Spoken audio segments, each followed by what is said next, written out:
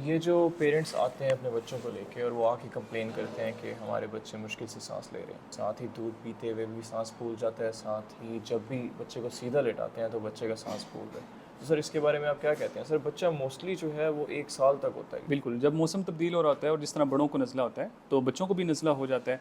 तो उसमें अक्सर वालिदैन इन्हीं शिकायत के साथ आते हैं कि हमारे बच्चे की सांस बुट होती है, दूध पिलाने में सांस में मुश्किल होती है और बच्चे को सोने में मुश्किल हो रही होती है और बच्चे की सांस से खड़ खड़ की आवाज़ें आती हैं, सीने से खड़ खड़ की आवाज़ें आ रही होती हैं।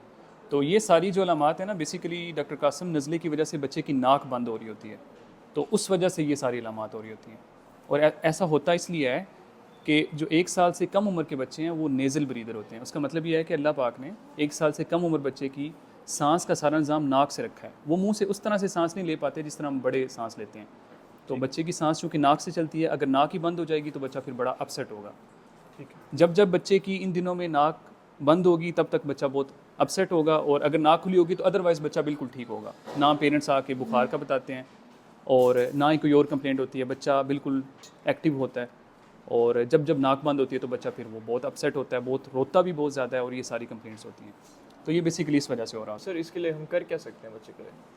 इसके लिए ये है कि नज़ला तो जिस तरह बड़ों का 1 हफ़्ता लेके तकरीबन ठीक हो जाता है, अ, बच्चों का भी नज़ला तो इस तरह से ठीक हो जाता है। अब बड़े अपनी नाक खुद से क्लियर कर पाते हैं, ब्लो कर लेते हैं, लेकिन बच्चे चूँकि अपनी नाक खुद से साफ़ नहीं कर पाते, तो इसमें सबसे अच्छी हेल्प जो आप बच्चे की कर सकते हैं वो ये है कि बच्चे की नाक को खोला जाए।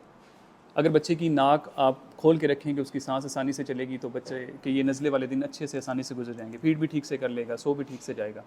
तो अब नाक खोलने के कई सारे तरीके हैं जो अपनाए जा सकते हैं। मैं कुछ का आपको बता देता हूँ। एक तो ये कि नार्सलीन के कतरे मिलते हैं जिनमें नॉर्मल सलाइन यानी ड्रिप वाला पानी होता है, कोई दवाई नहीं होती, बार बार इस्तेमाल किए जा सकते हैं। ये नाक में दोनों तरफ दो दो कतरे डाल लिए जाएँ जब भी लगे कि बच्चे की नाक बंद हो रही है। उससे ये है कि वो रेशा नरम हो जाता है और बच्चे की सांस बहाल हो जाती है, मतलब ठीक चलने लग जाती है। एक तरीका तो ये है। उसके अलावा एक और तरीका, बहुत अच्छा तरीका ये है कि बच्चे की नाक को साफ़ किया जाए, रेशा निकाला जाए। अब टिश्यू से या कपड़े से ये पॉसिबल नहीं है, किस तरह अंदर से रेशा निकाला जाए?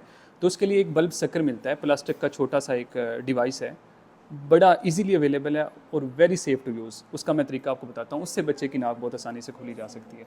एक और काम जो किया जा सकता है वो बच्चे को भाप दिलाना है। नॉर्मल सलाइन से, ड्रिप वाले पानी से सिर्फ बच्चे को अगर भाप दिलाई जाए तो उससे नाक की सोजिश कम होती है और बच्चे की सांस जो है आसानी से हो जाती है। तो सिर्फ यही करना है, आपने बच्चे को उसकी नाक खोल के रखनी है इन दिनों में, और कुछ दिन लगते हैं इसमें, जिस तरह बड़ों में नज़ले में कुछ दिन लगते हैं। बच्चे की आप नाक खोल के रखेंगे, उसकी सांस इजीली चलती रहेगी, तो बच्चा आपको ना खुद अपसेट होगा ना आपको अपसेट करेगा। ये एक बल्ब सकर है जो कि रबड़ से बनी हुई एक छोटी सी डिवाइस है। इसका बिल्कुल सिंपल सा मैकेनिज़्म है।